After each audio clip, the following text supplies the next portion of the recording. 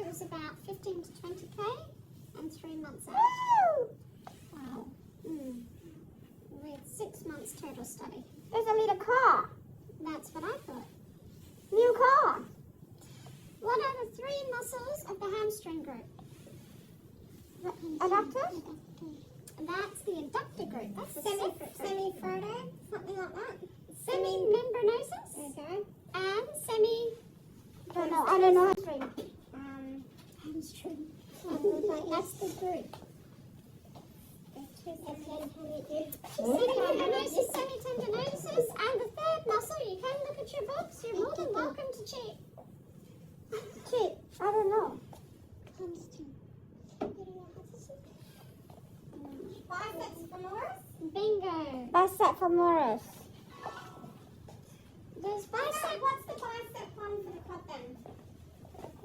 Isn't there one? Is there a bicep for quad? No. There seems to be a few biceps. And the thing is that two semis here, and the other one, the femoral one, where is it? So, bicep femoris attaches from the ischial tuberosity and the linea aspera, I believe. That's the second head of bicep femoris. And attaches through to the lateral aspect of the leg, off the top of my head, the head of tibia. Whereas semimem and semitend attach from the ischial tuberosity and coming from the other side, attaching through to the medial aspect of tibia around the head here. And one of them, and you'll have to forgive me for this, inserts into what I do believe is the goose's foot. What's the Latin name? Inserts into here along with 2 other adductors. Goose's foot.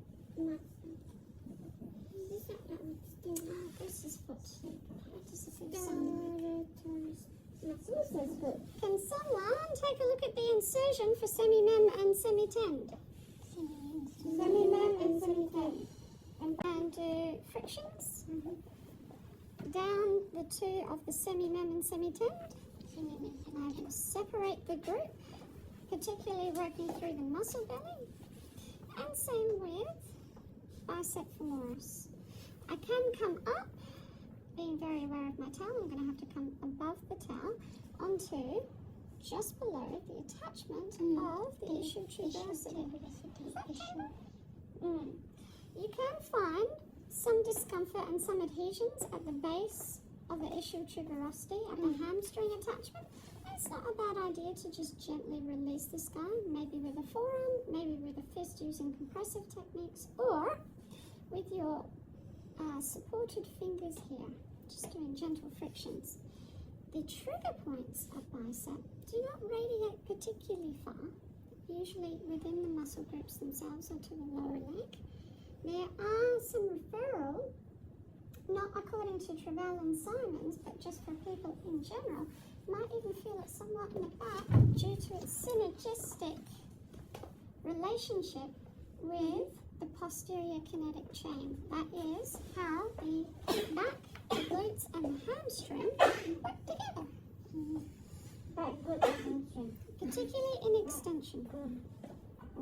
Trunk extension.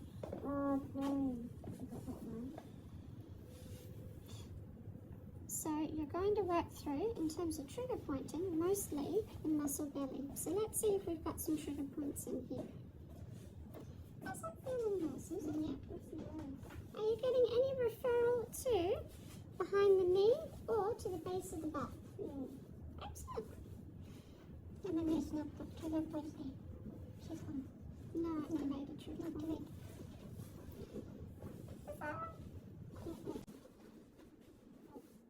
Lots of adhesion, but no active trigger points. No, that's nice. That brings out the way to different. Okay, well in that case what I would do for I can work the forearm, not putting pressure over behind the knee, because why? It's an engagement side. Fantastic. Remember that behind the knee is actually this segment here, not here. We've still got the condyles of tibia and fibula here, or the head of fib. So right here is the structures of the engagement site that you need to be aware of. Is it because it's hollow inside also? And and there's not a lot of structures there. Not a lot of So structure. you don't need to put your forearm in there, let alone fingers, with the exception of popliteus. I had a massage like the Thai massage. Just step on my back of my knee. I was like, If you know what you're doing, there can be some benefit. yeah. Try to hurt you. That's all. No, you don't want that place to be touched. I scared. Yeah. It's very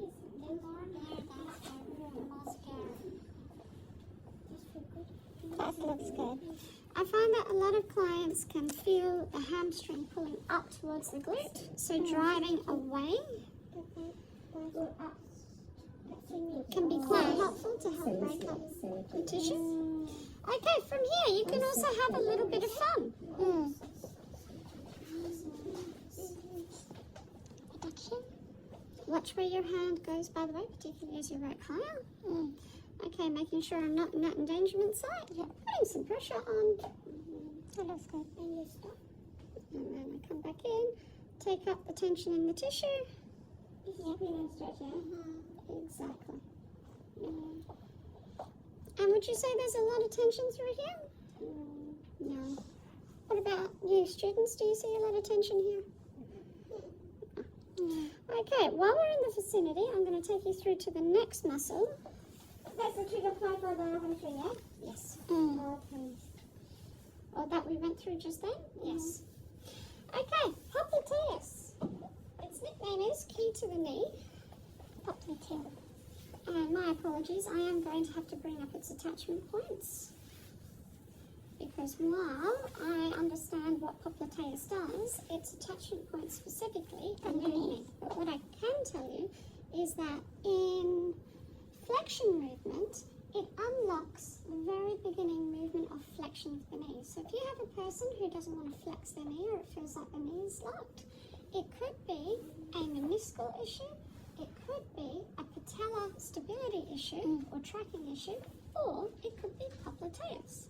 And we're going to find popliteus below our endangerment site in the center. And its trigger point is in the center, right in the muscle belly. Muscle belly. Popliteus. So I'm gently just going to go finger pad over finger pad, thumb over thumb. And this is going to allow me to warm up popliteus and feel to see if there's any tension there. So those people have sore calves. If they have problems with their knee locking. Locking, okay. Oh, look. Knee locking, okay. How about we Hence take its it? name, key to the knee. Okay, Knee locking. scale of 1 to 10 now. Popliteus. No tension. I don't need to put a lot of tension through here. A lot of client complaints that sounds quite So you're going over both with the quad. Gastroc. Yeah. Gastroc. Sorry, you know what I meant. Gastroc bellies. Yeah. I'm mostly here. Yeah. I'm sliding over the heads of Yeah. them, but I'm not really doing anything to them. And it also gives you, very good point, a good idea as to whether popliteus is the issue In the middle. or whether it's actually the heads of gastroc.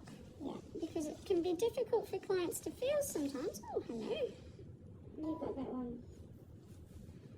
That's not popliteus. What is it? Just That's, oh, my brain really, it does need more coffee. Insert here. Sorry, What's guys. the insertion there? what's that one? And its trigger points are fairly straightforward. So you're going to find a trigger point towards its proximal attachment, and if you look at the screen, you're going to see that it's mostly what we would call the musculotendinous attachment. So around here. And interestingly enough, that is very close to which trigger point in what muscle? Popliteus. Popliteus would be here. Yes, yes, that's true. What else? Gastrocnemius. The proximal aspect of the head of gastroc. So they're really right next to each other. Okay, the next trigger point will be found Here. there. At what looks like the musculotendinous junction Yeah, right. distally. Soleus inserts into the calcaneal tendon, also known as the Achilles tendon, attaching onto the calcaneus. Feel or bone. heel bone. So it's wonderful to massage because it's the majority of the bulk. It's pretty easy to trigger point. You can slide your thumbs up, support it, and hunt, search and destroy. Yeah. That's right. Tender here.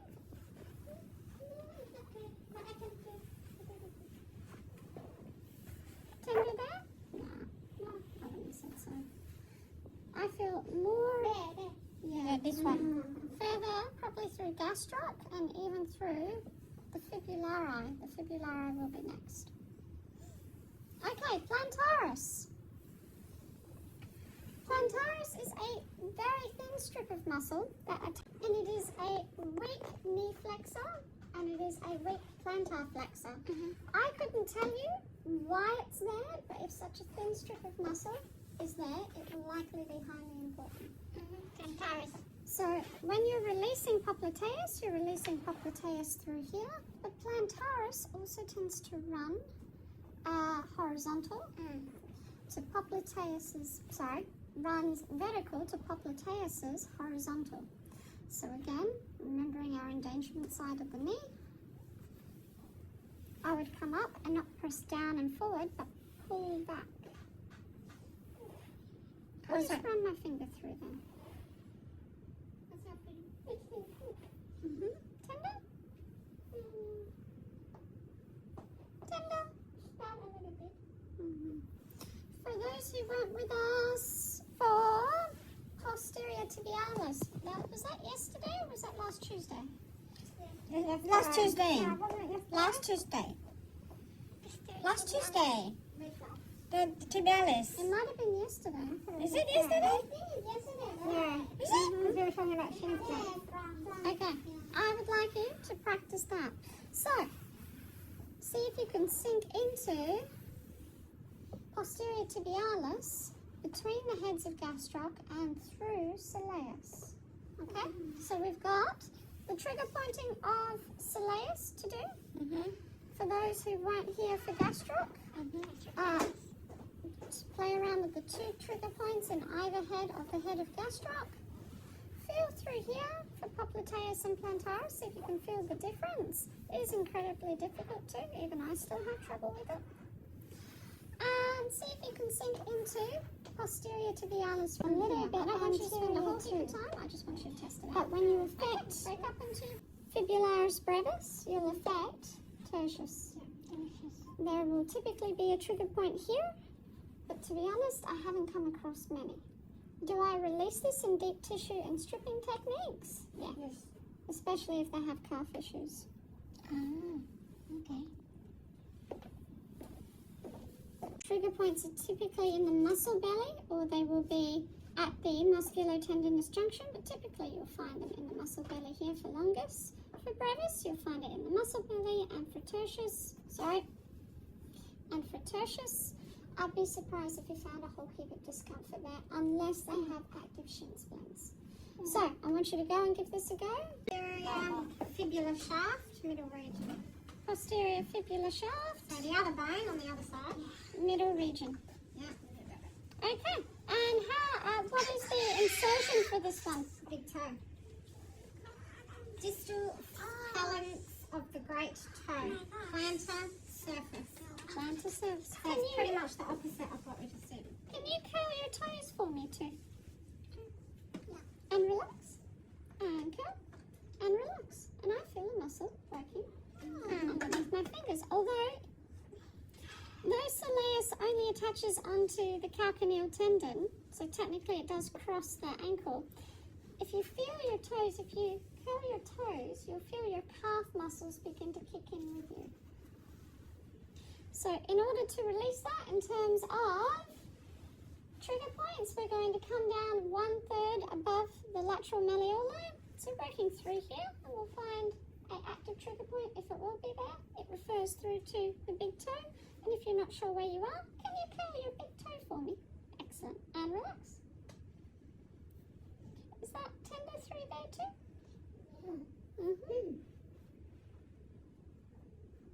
Scale of 1 to 10?